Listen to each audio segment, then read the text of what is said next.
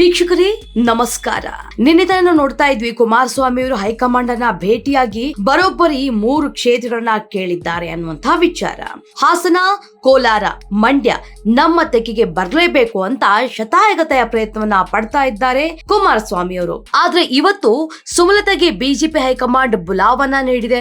ಹಾಗಾದ್ರೆ ಸುಮಲತಾಗೆ ಬೇರೆ ಕ್ಷೇತ್ರವನ್ನ ಆಯ್ಕೆ ಮಾಡ್ಕೊಳ್ಳೋದಕ್ಕೆ ಕೊಡ್ತಾರ ಅನ್ನುವಂತಹ ಕ್ಯೂರಿಯಾಸಿಟಿ ಇಲ್ಲಿ ಮೂಡ್ತಾ ಇದೆ. ಪಕ್ಷೇತರವಾಗಿ ಸ್ಪರ್ಧಿಸಿ ಗೆಲುವು ಸಾಧಿಸಿದ ನಂತರ ಬಿಜೆಪಿಯನ್ನ ಬೆಂಬಲಿಸಿರುವಂತಹ ಸುಮಲತಾ ಅವರು ಈ ಬಾರಿ ಮಂಡ್ಯದ ಬಿಜೆಪಿ ಟಿಕೆಟ್ ಗಾಗಿ ಪೈಪೋಟಿಯನ್ನ ನಡೆಸ್ತಾ ಇದ್ದಾರೆ. ತನಗೆ ಈ ಟಿಕೆಟ್ ಸಿಗುವ ವಿಶ್ವಾಸ ಇದೆ ಅಂತ ಹಲವು ಬಾರಿ ಅವರು ಹೇಳಿಕೆಯನ್ನ ಕೊಟ್ಟಿದ್ರು.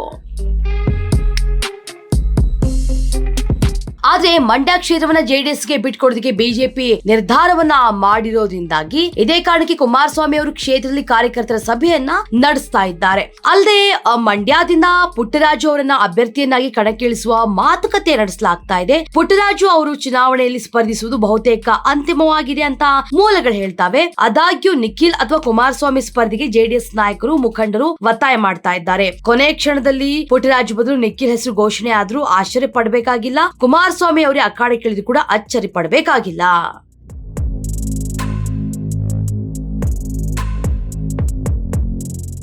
2019ರ ಲೋಕಸಭಾ ಚುನಾವಣೆಯಲ್ಲಿ ಮಂಡ್ಯದಲ್ಲಿ ನಡೆದ ರಾಜಕೀಯ ಇಡೀ ದೇಶವೇ ಮಂಡ್ಯದ ತಿರುಗಿ ನೋಡುವಂತೆ ಮಾಡಿತ್ತು. ಅಷ್ಟೊಂದು ಹೈಪ್ ಕ್ರಿಯೇಟ್ ಆಗಿತ್ತಲ್ಲಿ. ಸುಮಲತಾ ವರ್ಸಸ್ ನಿಖಿಲ್ ಕುಮಾರಸ್ವಾಮಿ ನಡುವೆ ರೋಚಕ ಕದನ ನಡೆದಿತ್ತು. ಕೊನೆಯಲ್ಲಿ ಸುಮಲತಾ ಜಯಬೇರಿಯನ್ನ ಬಾರಿಸಿದ್ರು. ಇದು ದಳಪತಿ ಕುಟುಂಬಕ್ಕೆ ಸಹಿಸಲಾಗದ ನೋವಿನ ಸಂಗತಿಯಾಗಿತ್ತು. ಇದನ್ನೇ ಜಿದ್ದಾಗಿ ಇಟ್ಕೊಂಡ್ರ ಕುಮಾರಸ್ವಾಮಿ ಈ ಬಾರಿ ಅನ್ನುವಂತ ಪ್ರಶ್ನೆ ಕೂಡ ಇದೆ ಜನರಲ್ಲಿ. ಇನ್ನು ಲೋಕಸಭಾ ಚುನಾವಣೆ ಬರ್ತಾ ಇದ್ದಂತೆ ಮತ್ತು ಮಂಡ್ಯ ಕ್ಷೇತ್ರ ಬಹುತೇಕ ತಮ್ಮ ತೆಕ್ಕೆಗೆ ಬೀಳ್ತಾ ಇದ್ದಂತೆ ವೈರತ್ವ ಮರೆತು ಒಂದಾಗುವ ಮುನ್ಸೂಚನೆಯನ್ನ ಕುಮಾರಸ್ವಾಮಿ ಸುಮಲತಾ ಅವರೇನೆ ನನ್ನ ಶತ್ರುನಾ ಅಂತ ಹೇಳಿದ್ದಾರೆ. ಅಂದ್ರೆ ಒಂದ್ ರೀತಿ ನಾವಿಬ್ರು ಆರಾಮಾಗಿ ಮಿತ್ರರಾಗಿ ಹೋಗ್ಬೋದಲ್ಲ ಅನ್ನೋ ರೀತಿಯಾಗಿ ಮಾತನಾಡಿದ್ದಾರೆ ಕುಮಾರಸ್ವಾಮಿ. ಸುಮಲತಾ ಅಂಬರೀಶ್ ರನ್ನ ಅಕ್ಕ ಇದ್ದಂತೆ, ನಮ್ಮಿಬ್ಬರ ನಡುವಿನ ಸಂಘರ್ಷವನ್ನ ಮುಂದುವರಿಸಿಕೊಂಡು ಹೋಗಲ್ಲ ಅಂತ ಘೋಷಿಸಿದ್ದಾರೆ.